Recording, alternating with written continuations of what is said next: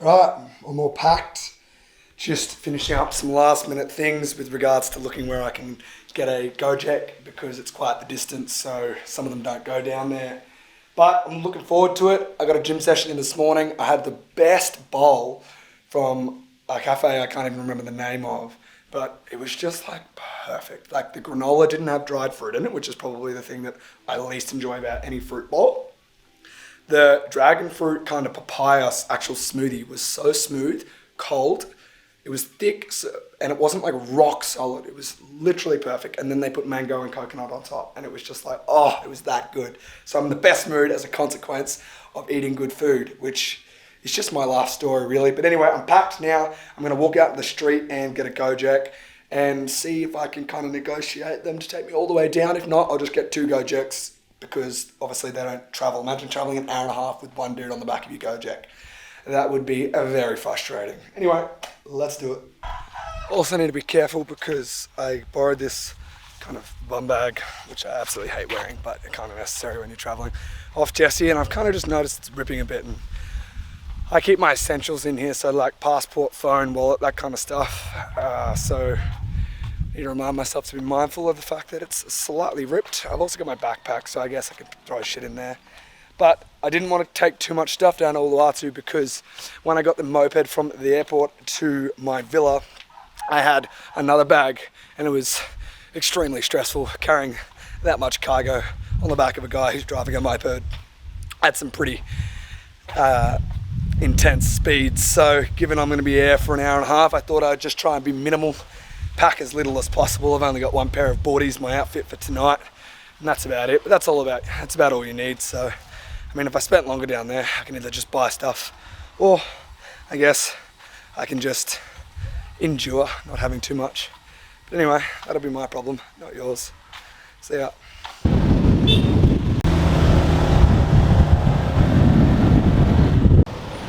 Lots of traffic.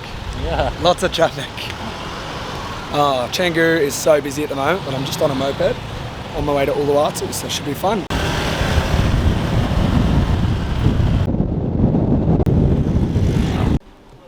Just checked in to the next place. It's pretty simple, but it was literally the only place that was available. There is not much availability in Uluwatu. There's my bathroom. It's pretty dark, but basically the shower is like literally on the toilet, but I mean, that's only like $20 a night and there wasn't much else available, so beggars can't really be choosers. The trip down, as you can probably see on some of the footage, was hectic, a lot of fun, but when you ask Gojek drivers to go fast, because I wanted it to be an hour and a half trip to actually a 2-hour trip to like an hour and 10, they go fast. And I don't mean fast in like they speed, but they just are they have urgency insofar as they kind of jump on paths, cut in between traffic.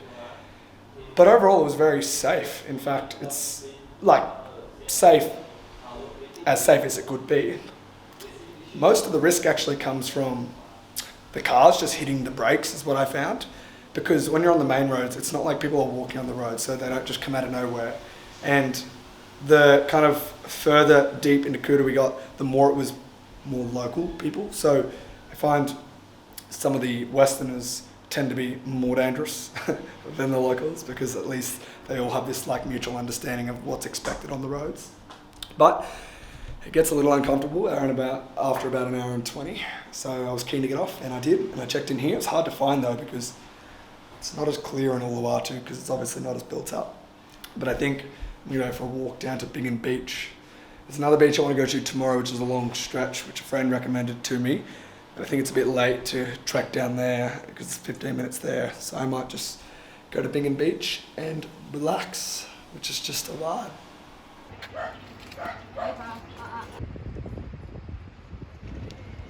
Uluwatu is incredible, that's all I can say. It is very beautiful.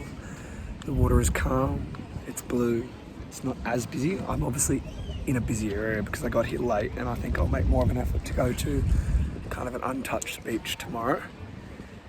But for the most part, even the like more popular spots are Still so nice.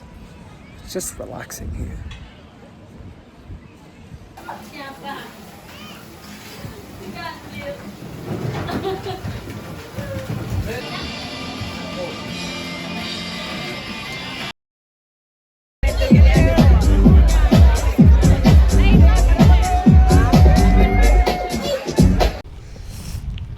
Good morning. I'm not sure how clear the footage is. It doesn't look that clear because it's pretty humid here today and my camera's fogging up. But I've just left my accommodation in Uluwatu and now I'm gonna go source some brekkie. So let's do it.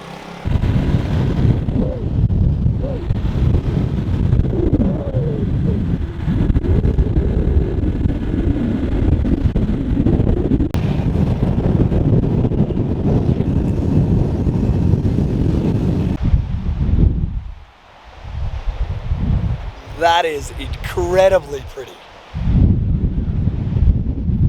This is Yang Yang Beach. It's a lot more untouched than the rest of Uluwatu beaches. I should have got my moped to go all the way down, but I think they get a bit sketched out, especially Gojeks, because the local taxi mafia is pretty hostile towards them. But it's a nice stroll. Anyway. What the fuck? Why is there an airplane there? That's weird.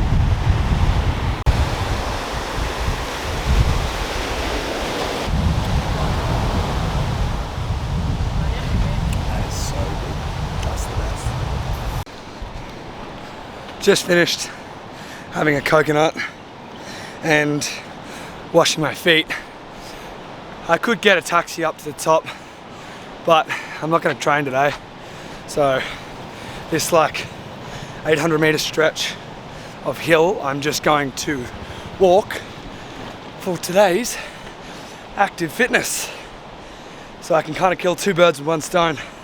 It's also really good for my running to be walking and training all of my lower half up the hill. So if there's ever a hill, walk or run up it. Don't be lazy. Vibes. It's not easy, as you can tell with my breathing, but look at that for a view. There's not much in life that's as pleasing than sitting on a beautiful beach, drinking a coconut and just relaxing. Really is the simple things in my life personally. I'm very lucky that I can find fulfillment and enjoyment in them. Anyway, peace out.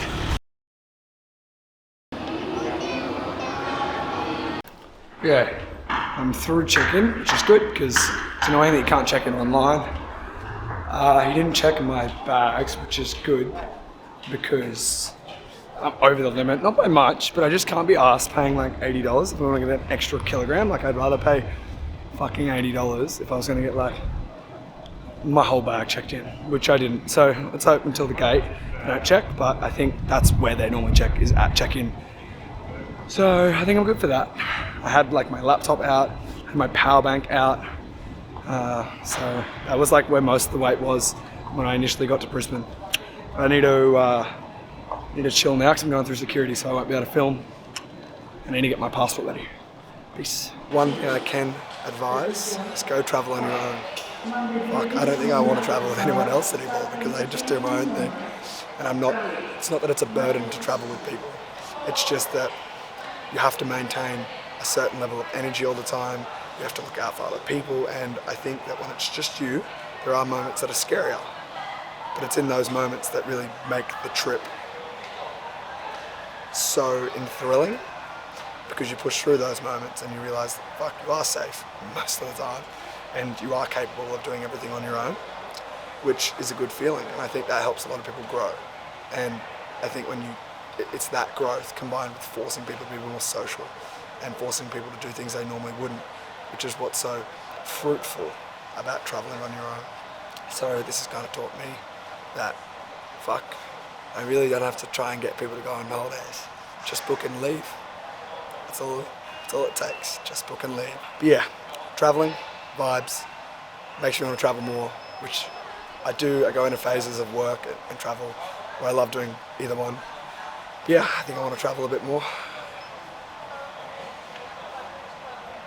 Vibes.